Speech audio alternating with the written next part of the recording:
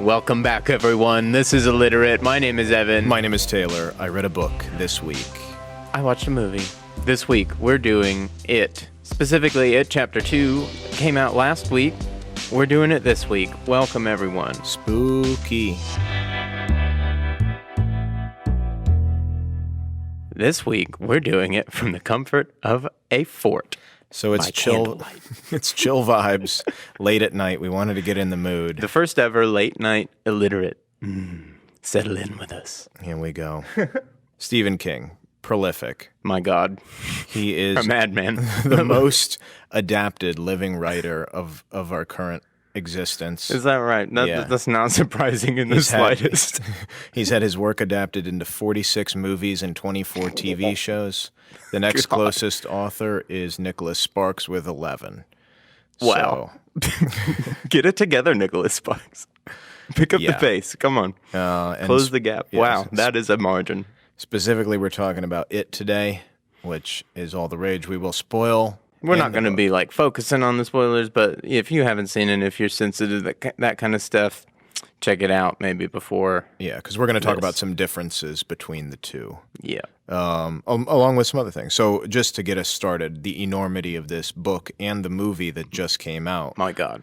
The book was published in 86. It was the first of 4 books he published between 86 and 87. So he just went on a streak. Wow. Went on a tear.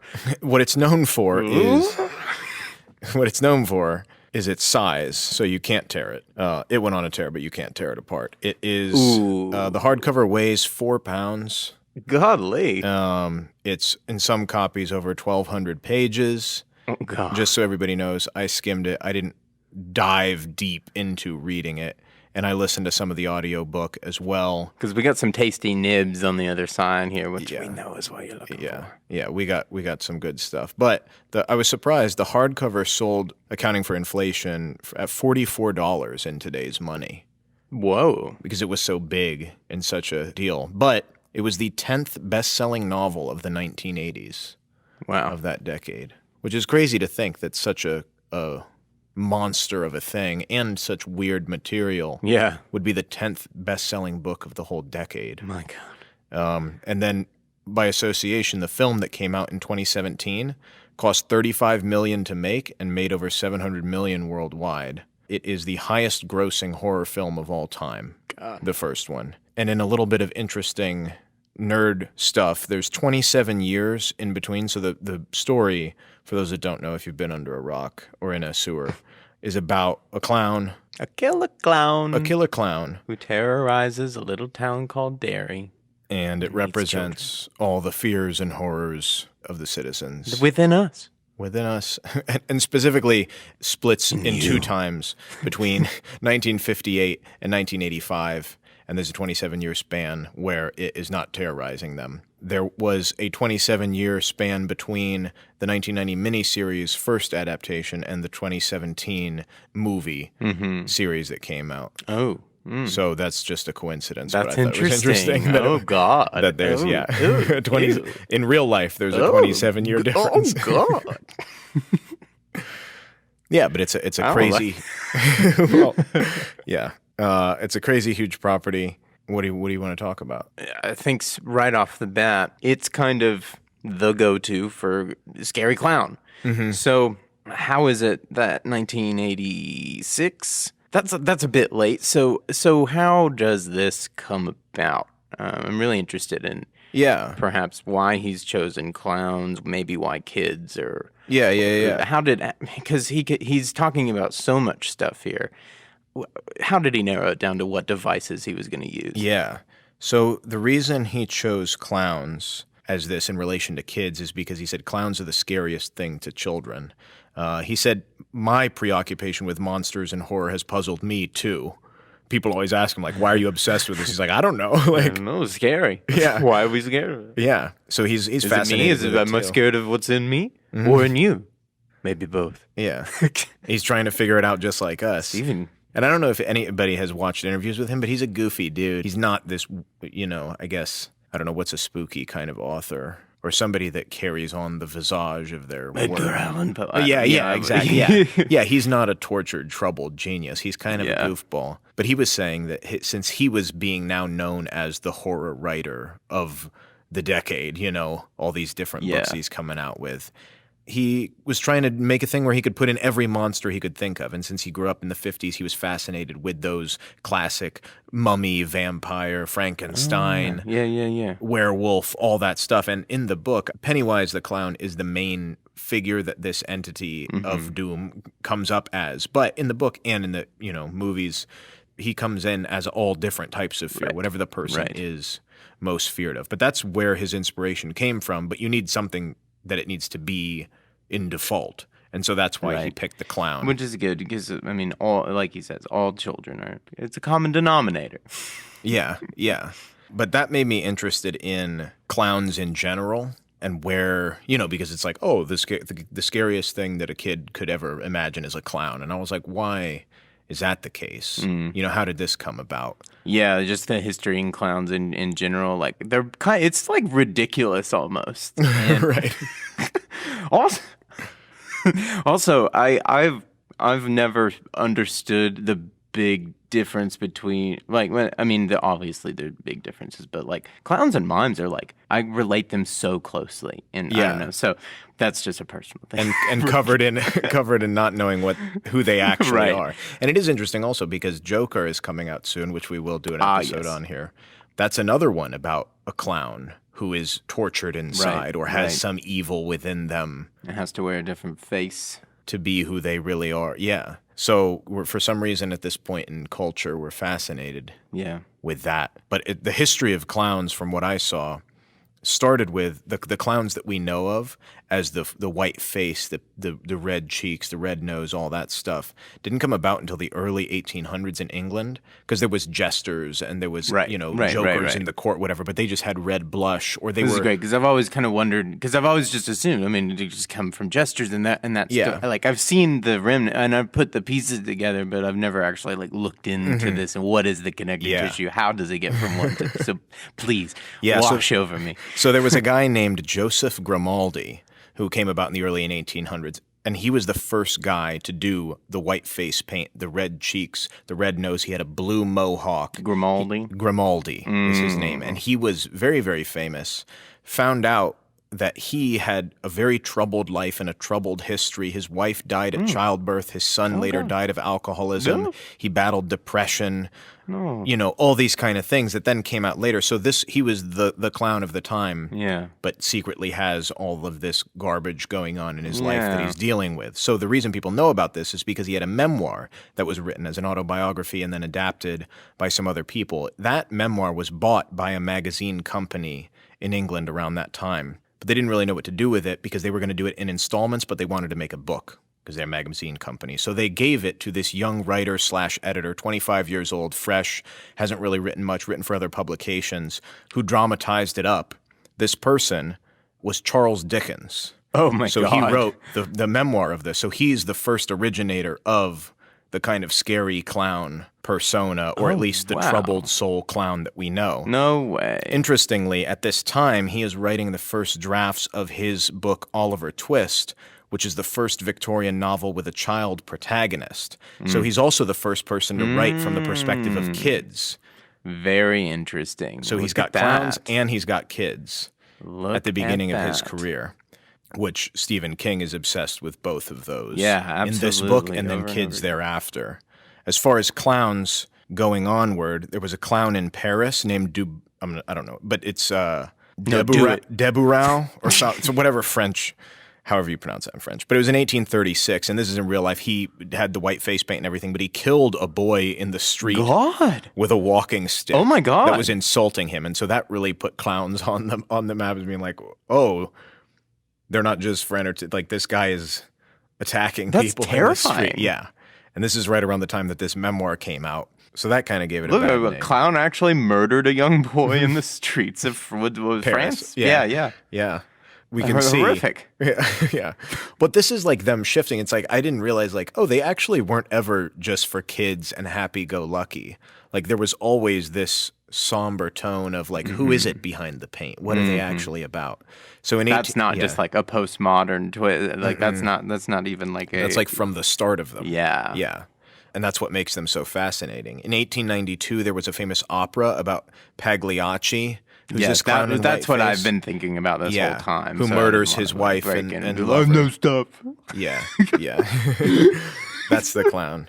So the more recent, in 1953, there was the Best Picture winner, The Greatest Show on Earth by Cecil B. DeMille.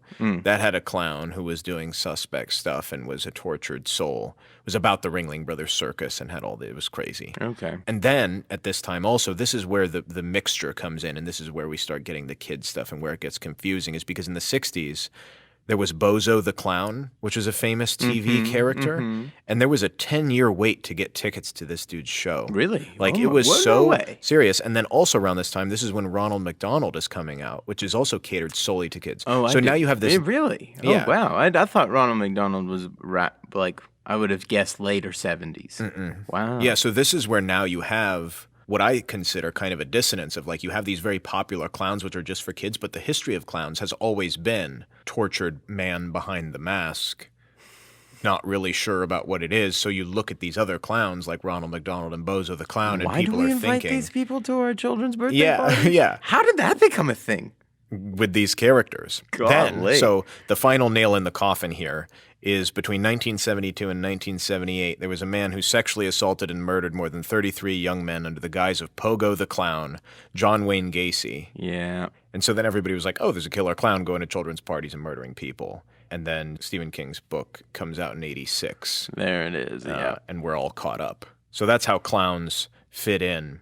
Although with it's like an alien being that came down to Earth in a meteor. Did you find anything as to how he settled on that? Like how that, like, he has to figure out what this thing is and actually wrap this thing up by the end of it. Like, is there any insight as to like why he went the route he did on what it is? Yeah, I think he, from my understanding, wanted to have something that was an entity that appears in a cycle. And so it wasn't like, oh, it's this person that's a serial killer. It's a force.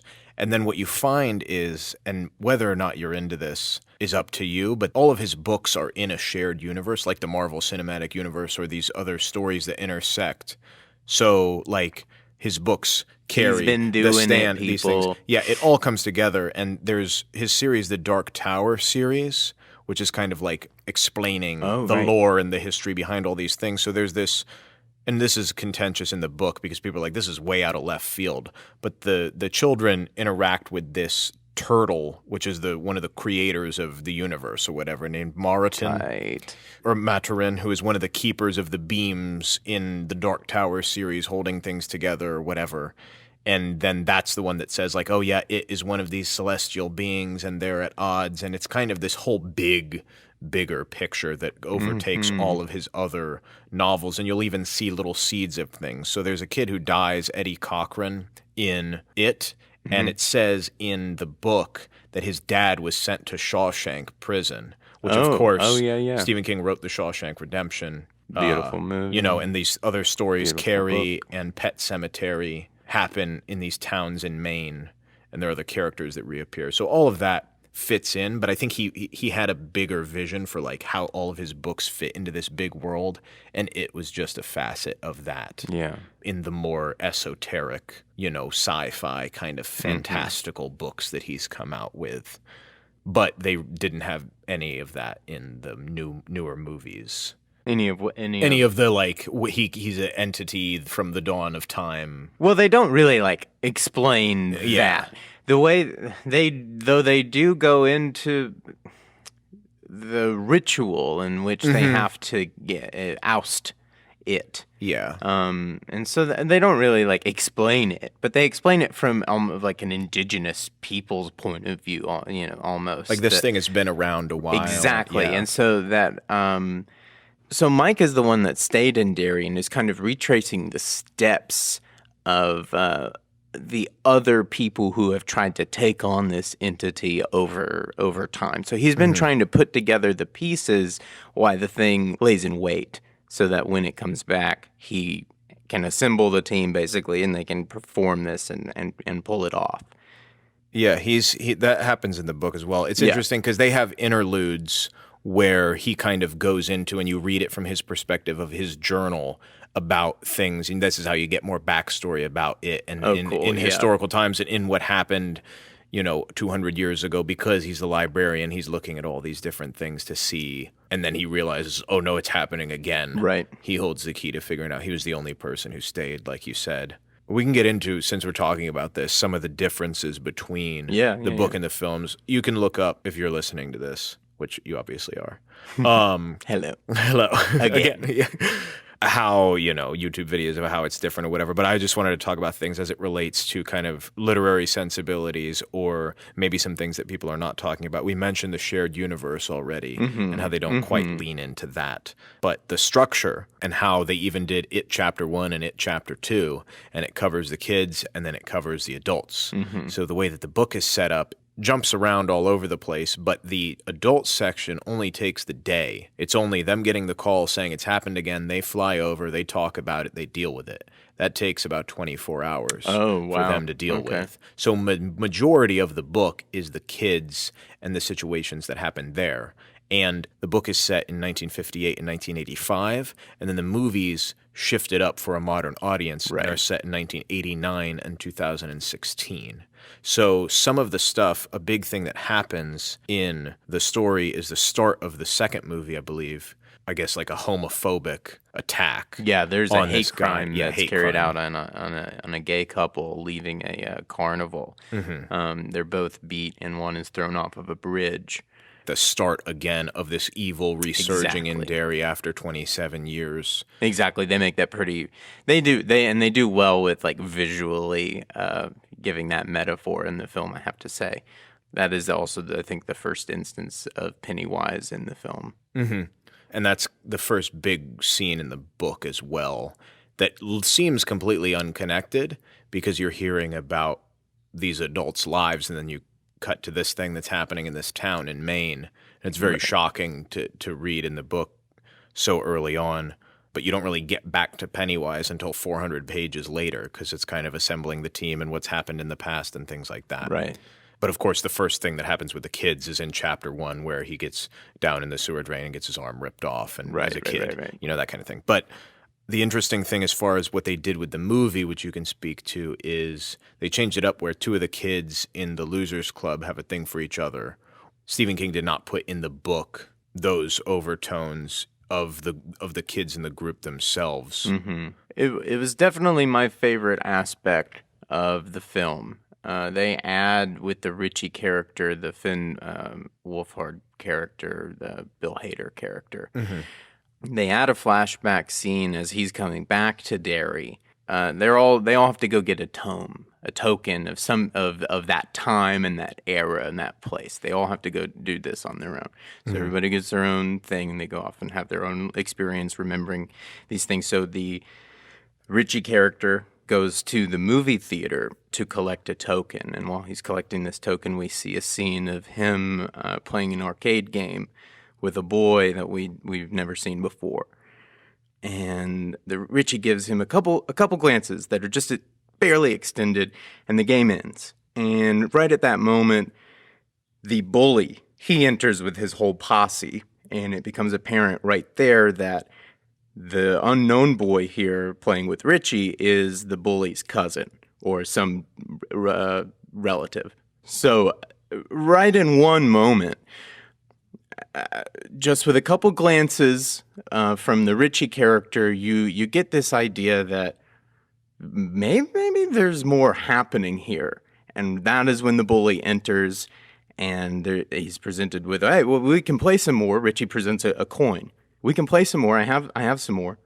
And the bully enters and sees there's a moment there of just what to do. Do positive. It's good. And he has to crush it. Immediately comes in with homophobic slurs. Yeah. Telling his cousin to get over here. What the hell are you doing with the, and I think the cousin immediately kind of just doubles down on that and just starts, I don't know, he wanted to blah, blah, blah with me. And they start berating Richie and throw him out into the street. outside of the theater. Richie runs across the street over to the park, and the Bill Hader older version of him is kind of reliving the experience. So when Bill Hader's older version gets to the park, he sees Pennywise there. And through the conversation, without ever really saying what's going on, you really get the idea that, well, Pennywise knows that you might like boys. Yeah. And nobody knows that about you at all. Nobody. You're in your late 30s. It all seeps in right there. And that moment actually was the scariest moment for me in the film. That was where the fear became very real for me. The idea that this thing knows every deep, dark recess of your mind and knows every secret you've never spoken out loud to anybody. And it's totally willing to use that and manipulate it and use it through people you care about. It really emphasized the paranoia to me, the things that we're worried about, what's going on in other people's heads. Every time a moment like this would happen, the worst case scenario for these characters, that's what it felt like. It was the worst case scenario of like what we imagine would happen if the truth was out of our mouth. And the big thing that Stephen King is playing with here is this bridge between childhood and adulthood and trauma and what you carry with you and what you remember later, what you choose to forget, all of those different themes, whether you reconcile with something that happened, whether you completely block it out of your mind. Stephen King had an interesting take on this as far as his interest with writing about kids and writing about childhood. And I'll post a link to a beautiful video that happens with him where it's his voice, but they animated it. And he's talking about there's a misconception that he feels like with kids where we block memories that are terrible. And his idea is that we think in a different way as children. We think around corners and not in straight lines. And as kids, to us as adults, that looks like we're living in a dream state, not in a sort of mental state. And so when we look at things as kids, sometimes they're perceived as these monsters or as these crazy big things, and we forget that's how we thought. Right. And so when we're looking back in the memories, they look like something entirely different than what they were, or we choose to forget to think in that way anymore. And so that's a thing that changes as well from the book to the movie. The ending, where you're saying all of these characters that have their different fears and defeat it, the entity of evil in the town, and all of these other prejudices and things that people have, they choose not to forget it. And there are little vignettes of they go out of their way to say, we remember. I'm not forgetting. I remember everything. Yeah, because we tried to forget it, and we said if it came back, we'd stop it. In the book, they start to forget immediately what's happened. Although it's two sides of the same coin, because the loss of memory for a lot of people is a positive thing, confirming that, hey, it's definitely dead this time, rather than have the trauma hang over you. You know, it adds to the melancholy, though. But like we said, it's going back to the other conversation, through that, who's the child? If we're saying, I just think it's interesting that.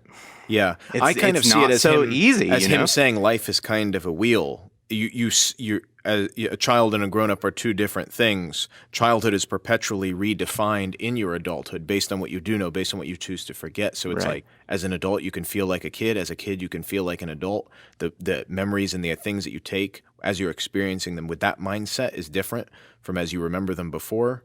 But it's just interesting how in the book he chose to say immediately, we're forgetting. Could this happen again? Could this come up somewhere else? Right. This town is not going to be the same. In the book, there's a giant rainstorm that destroys everything, destroys the glass tunnel in the library, delineating between childhood and adulthood. I read an interview with the director of the movie where he said they didn't want this crazy, epic destruction ending, where the whole town gets kind of broken down and crumbling, so it'll never be the same again, because I that's think kind the of a film cliche. in the third act goes big enough. Probably a good call. Yeah, and he was saying like that was good for the book, but we don't necessarily need that for the movie. Right. But another thing that happens in the book that doesn't happen in the movie that I think it gets a lot of questioning, because it happens at the very, very end here. Because like I said, that they line up structurally with like the kids defeating it and the adults defeating it at the same time. Mm-hmm.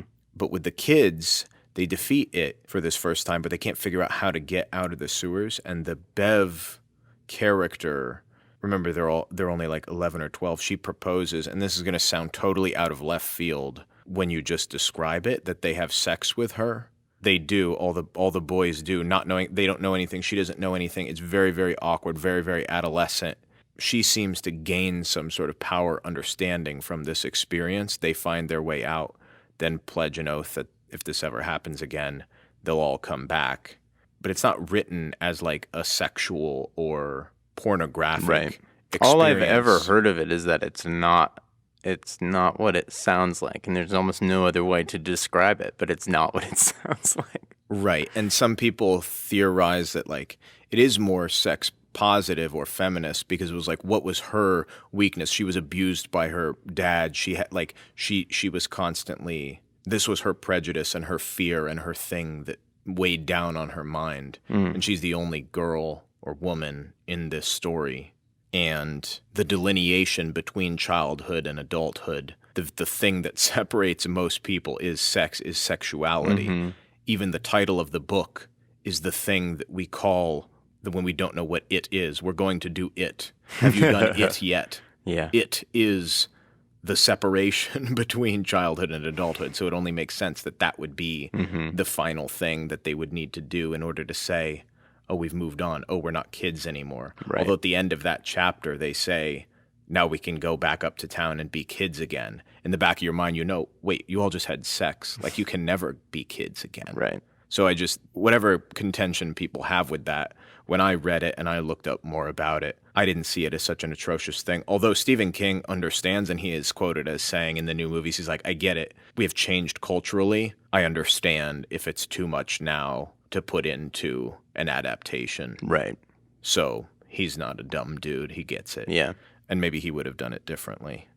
We were talking about childhoods and adulthoods, and in this other interview I read from the Paris Review, they asked him, why do you write a lot about children? And he was like, I was fortunate to sell my writing fairly young, married young, had children young. His kids were born in 71, 72, and 77, 6-year spread in the 70s before he started writing it. And so he was saying, like, that's what I invested my time in when all of my contemporaries were out dancing and cavorting and being crazy.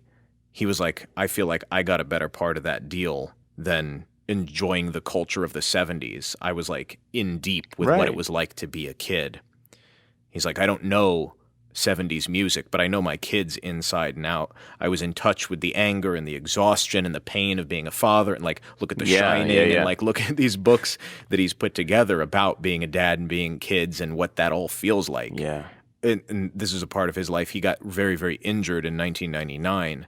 And so that's when this interview was but he said, what has found my way into a lot of books now is pain and injuries and illness, because that's what I'm dealing with now. Like with any good author, he's like, if I live 10 years longer, it'll probably be something else. Yeah. But that was the point in his life where he was really having to grapple and wrestle with these things and think about these things, and seeing 3 of your kids grow up, you start to wonder about that and what are the things they're doing.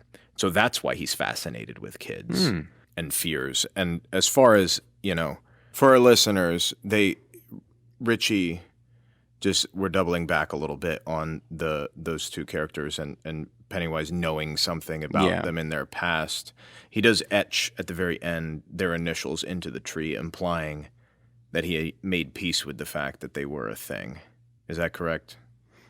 I believe so. I was a little bit. I wasn't totally sold that they were a thing, but. Maybe they were both gay and knew. I don't. I knew what they was talking about, but it didn't really seem to put the thumb on it of being like they were in love, like it was not that clear. So I maybe I was just reading it wrong. I don't know. I didn't realize anybody liked me until I was 21.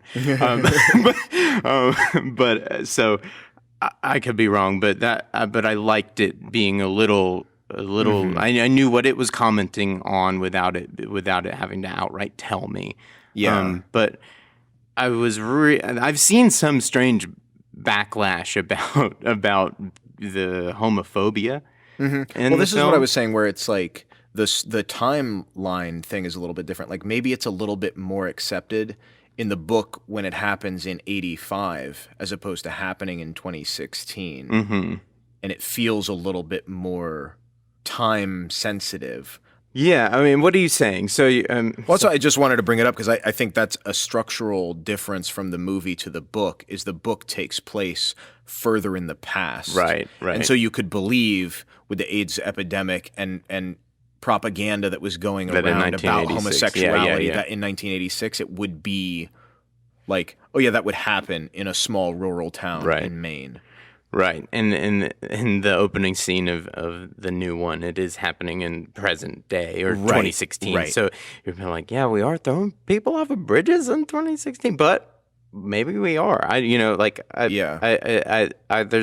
two sides to that because I think in one ways the culture has changed a lot, and in some, not at all. So I don't know. I don't really know where that lies. The story is the cyclical nature of evil. Right, exactly. Do we forget? Do we not? And is it good to forget? Is it not good to forget? Do we repeat ourselves? Don't we repeat ourselves? Do we shift it up? Do we change from when we were kids to when we're adults? And how do we carry the same wounds? Yeah. I will say, as far as in relation to that, like Stephen King said, he appreciated the ending with the two characters in the Losers Club having a thing for each other. And he thought that was a good bookend between... Oh, yeah, he directly commented on it? Yeah, and said, I dig this because I didn't allude to that at all in the book. That wasn't really a thing, but I like how it starts with this person being persecuted for that, and then at the end, this person reconciling with this is who they are. Yeah, getting over the internalized homophobia. I mean, again, I just thought it was a brilliant addition to this material.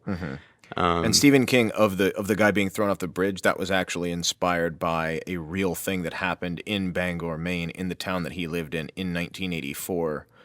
He was in the thick of it. There was a guy, Charlie Howard, and I'll post a link to the article from that newspaper of that scenario happening in real life. And as Stephen King's writing this book, he's like, this has to be the start because this is the start of unprecedented evil and chaos in this town. Another thing that I thought was interesting in the book and the movie, one of the characters is a horror writer who is stopping this evil from this town. And you'd think that most people would be embarrassed to write a character which is definitely themselves as a noble hero in his hometown. He does it like every time. Yeah. It's like 8 out of 10 books from Stephen King is about a horror frustrated writer. Yeah. And his small child and his wife in a new place. Yeah. But he's the thing is, he's unashamed about it. You know, I love it. I mean, and he's like, keep this doing is who I am. Man. I mean, it obviously resonates. It's like we wouldn't be the most adapted author of all time. To hell with the critics. To hell with being dignified. To hell with what the book's too big. Obviously, people love it. Obviously, you're speaking authentically and going after a truth.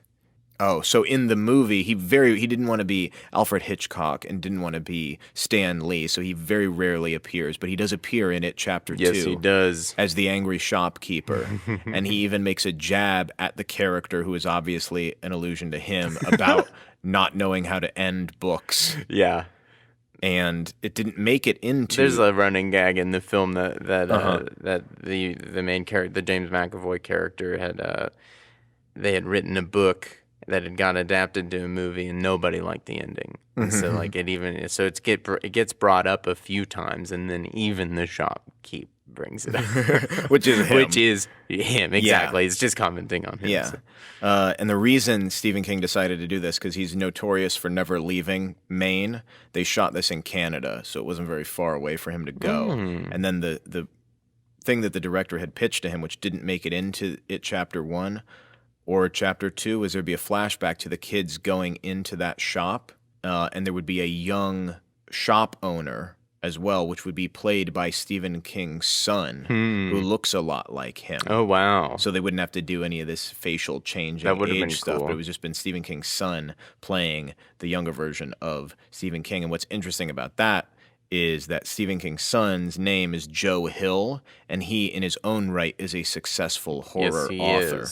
And they have even collaborated on certain works, and he has things that are now being adapted he'll have and turned a into Netflix series out. Yeah. We might do that as an episode as well. But yeah, that would have been an interesting thing to see. But how even in real life, it's like his younger self, his older self, what his progeny is doing is similar to what he's doing. That would have been great. I'm a little sad they didn't do that. Yeah. But yeah, the whole thing is a big swirling vortex of childhood, adulthood, trauma, fears. I really connected with it. I've been just into personal relationships and all that kind of stuff recently, and it was speaking right to paranoia and what is the stuff that we run our minds around. What is the stuff that's just in our head? What is the stuff that we are so worried that other people are thinking about us, the situation, all of it. What are the things that keep us from each other? And I think that's really ultimately what it is commenting on, is like, that is the evil. The evil is whatever it is that keeps humans away from other humans. That's what ousts the good. That's what shuts out the light. So whatever grows human connection, that's the good thing. I've just been ruminating on that, though. Since seeing the film, it does a really good job of emphasizing that human connection is the thing to rely on, and that the things that get in the way of that are not good for you. Ultimately, yeah. You have to come back together. All right, guys. Well, thanks so much. This has been, I love this one, and candlelight and everything. Hope you guys have had a wonderful time with us. Real quick, if you guys are watching anything cool, let us know. What are you into these days? What are you watching on Netflix or Hulu or anything got your eye? Anything interesting? Message us at illiteratepod on Instagram. We'll look into it, see if there's something we can talk about, see if it's based on something. You never know, you might be surprised. And give you all the details, and we'll shout you out. Check out the links, check out all the goodness in the show notes. We thank you so much. See you next week.